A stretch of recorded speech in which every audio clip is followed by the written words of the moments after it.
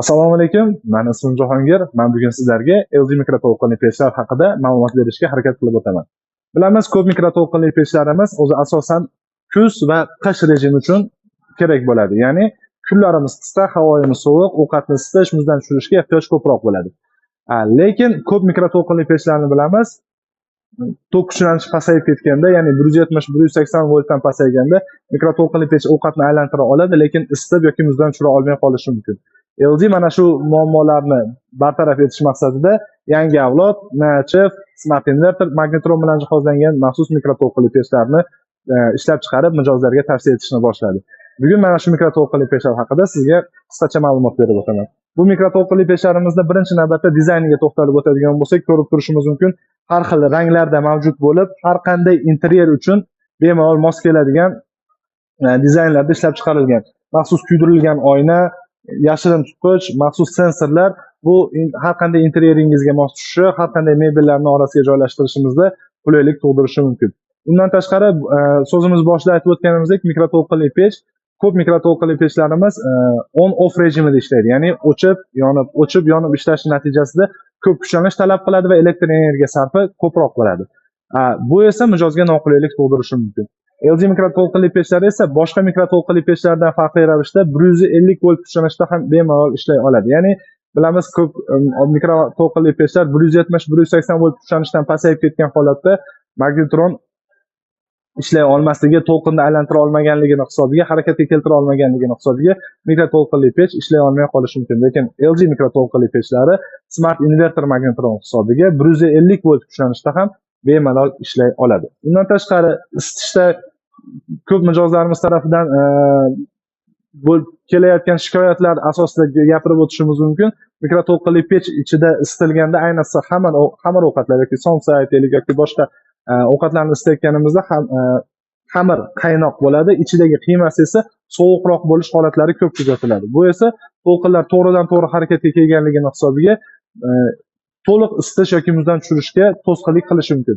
LG mikroto'lqinli pechlarida esa NChef texnologiyasi yordamida to'lqinlar aylana holatda borganligi, bu esa ham usti ham ichlarini bir xilda isitishga yordam beradi. Buni hayotiy misol bilan aytadigan bo'lsak, aytaylik, mix qoqishimizda ko'proq kuch sarflaymiz, aniqlik kerak bo'ladi, lekin samolyot satirganimizda bu aylana harakatda bo'lgani hisobiga kuch sarflamasdan osonlik bilan kirgizib olishimiz mumkin bo'ladi.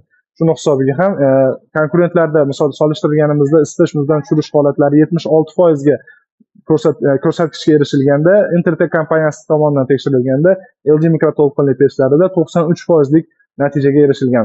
Bu degani ham chetlari, ham markazlari bir xilda isishi yoki muzdan tushirish ko'rsatkichlariga erishilgan. Ichki qismini ko'rib o'tadigan bo'lsak, mikroto'lqinli pechimizning ichki qismi zeolit materialdan qilingan yoki LG kompaniyasi buni Easy Clean deb nomlaydi. Easy Clean deb nomlanishiga asosiy sabab bu oson tozalanadi. Ya'ni ovqat isitilayotganda mabodo to'kilib ketib qoladigan bo'lsa, bu qoplamamiz molekulasi zich materialdan qilinganligini hisobiga yog'ni o'ziga shimmaydi. Artishimiz bilan tez va oson toza bo'ladi va qirilmaydi, shilinmaydi. 99.99% gacha antibakterialni hisoblanadi. Ichki qoplamasiga va magnetroniga 10 yil kafolat beriladi. Xo'p, undan tashqari ko'p mikroto'lqinli pechlarni ko'rganmiz. Idishni ushlab turuvchi maxsus g'ildiraklari soni 3 talik bo'lgani hisobiga ovqatimizni qo'yganimizda markaziy chetda bo'lsa yoki chetroqqa qo'yganimizda yiqilib qolish holatlari kuzatiladi. Natijada bu isita olmay qolishi mumkin. Buni bartaraf qilish uchun LG maxsus 6 g'ildirakli aylanani g'ildirakni berdi. 6 nuqtali g'ildirak. Bu bemalol to'g'ri aylantirishga, yiqilib qolish holatlarini kuzatilmasligiga va ko'proq kilodagi yukni ham ko'tara olishiga yordam beradi. Foydalanish haqida gapirib o'tadigan bo'lsak, bu hammamiz bilamiz, start va stop knopkalari bor. Start knopkasini ezadigan bo'lsak, avtomatik ravishda mikroto'lqinli pech 30 sekundga ishni boshlaydi va plus minus qilish natijasida biz vaqtni ko'paytirishimiz mumkin. Yoki bu knopkani ezishimiz yordamida biz mikroto'lqinli pechimizni vatini o'zgartirishimiz mumkin, grill funksiyasiga olib o'tishimiz mumkin. Undan tashqari avto inverter va inverter funksiyalari yordamida muzdan tushirishlarni amalga oshirishimiz mumkin bo'ladi. Undan tashqari ko'pchilik bilmaydigan ma'lumotlardan biri bu, aytaylik, stop knopkasini 5 soniya ezib turishimiz natijasida ko'rib turibmiz, lock yozuvi chiqyapti. Ya'ni mikroto'lqinli pechni yosh bolalar kelib bilib bilmasdan ezib yoki ishga tushirib yuborishni oldini olishga yordam beradi va yana lock knopkasini o'sha stop knopkasini 5 soniya ezib turishimiz yordamida qulfni ochib olishimiz mumkin. Undan tashqari stop va avto inverter knopkasini bir vaqtning o'zida ezib turadigan bo'lsak, off yozuvi chiqadi. Bu esa mikroto'lqinli pechdan foydalanayotganimizda chiqadigan har xil ovozlar orom olayotgan yosh bolalarimiz yoki qariyalarimizga xalaqit berishini oldini oladi. Va yana xuddi shu knopkani ezib turganimiz natijasida ovoz yana yonishi mumkin. Ko'rib turibsizlar, LG har doim mijozlar haqida qayg'uradi. Shunday ekan, LG mikroto'lqinli pechni sotib oling, foydalaning va rohatlaning. Rahmat.